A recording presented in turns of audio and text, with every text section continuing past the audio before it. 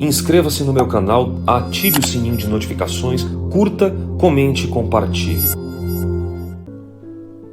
Oi para você, aqui Alex Cavalcante.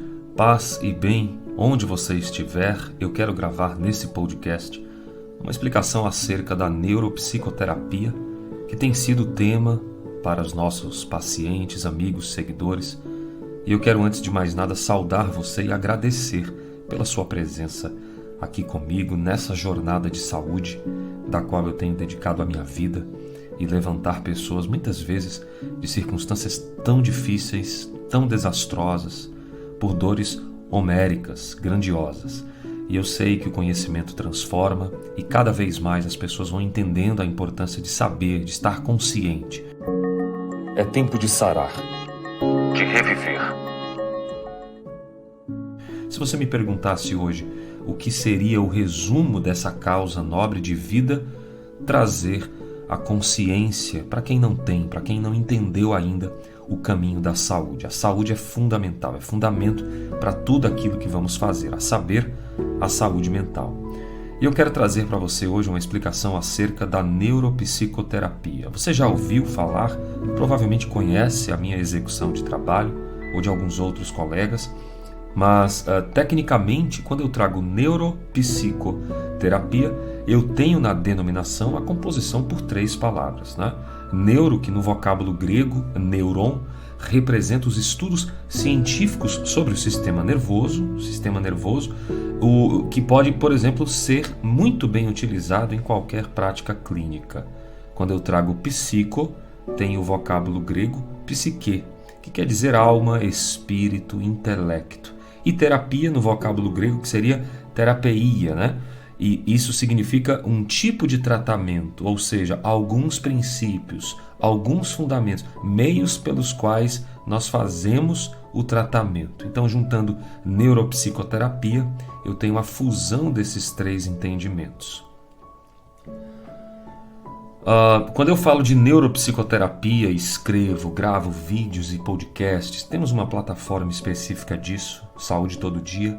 Quando nós trabalhamos esse conceito, a neuropsicoterapia define-se então por ser uma forma de psicoterapia ativa e ao mesmo tempo experimental. Na verdade, são fundamentos, um conhecimento científico envolvendo neurociência, e aí a gente vai estabelecendo uma correlação, olha que interessante, entre os padrões da atividade cerebral, os aspectos psicológicos desse indivíduo e correlacionando isso com essa ajuda que seria a terapia, né?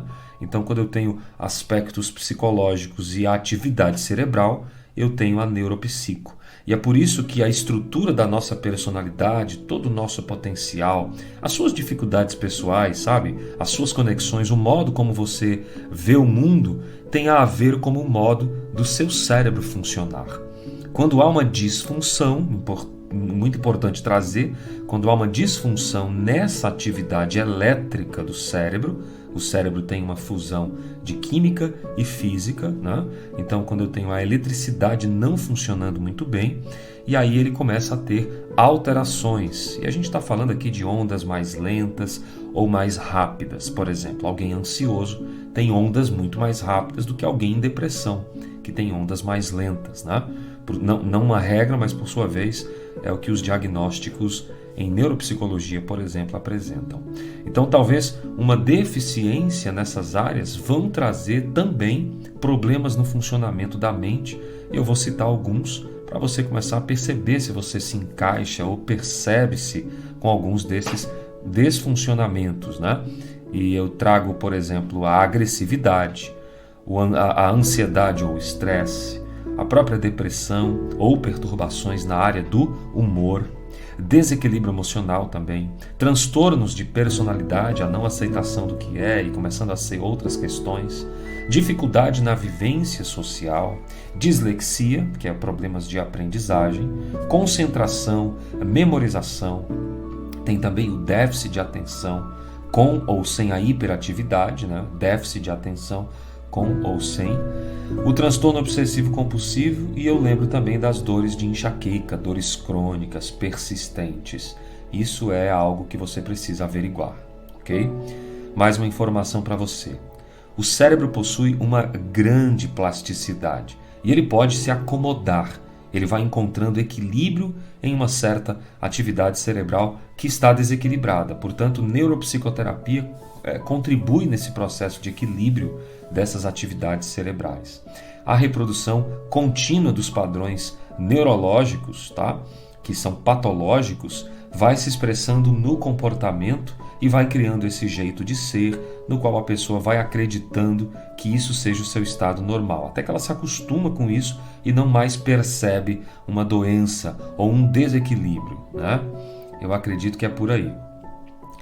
O método, essa ideia de trazer um método de neuropsicoterapia, atenção aqui para a minha fala, vai possibilitar para você uma recuperação muito mais efetiva dessas atividades cerebrais, posto que a sua aplicação sempre leva em consideração as questões neurológicas de um paciente, né, dentro desse processo terapêutico. Considerar a ideia dos padrões ou dos desequilíbrios cerebrais em termos de elétrica do cérebro é importante para o processo de tratamento.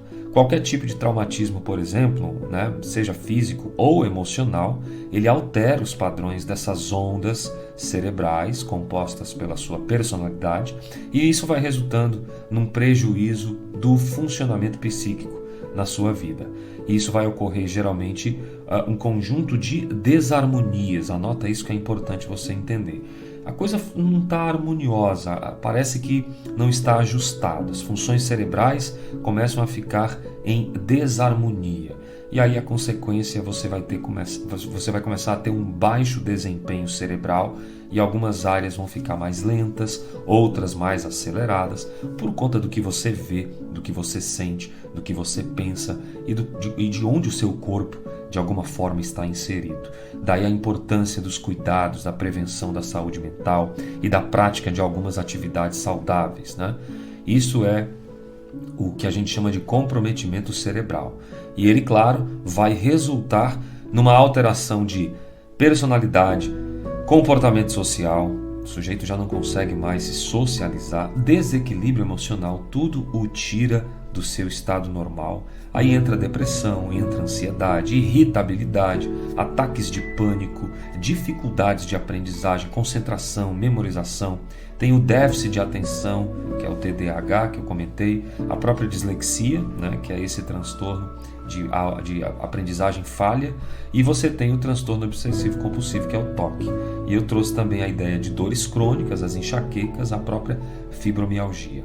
Por isso que neuropsicoterapia é trazer a consciência e treinar essas questões para que você equilibre ondas cerebrais, que é realizado, claro, com os chamados neurofeedbacks, que são conteúdos que eu vou trazer em outros podcasts. Tá bom?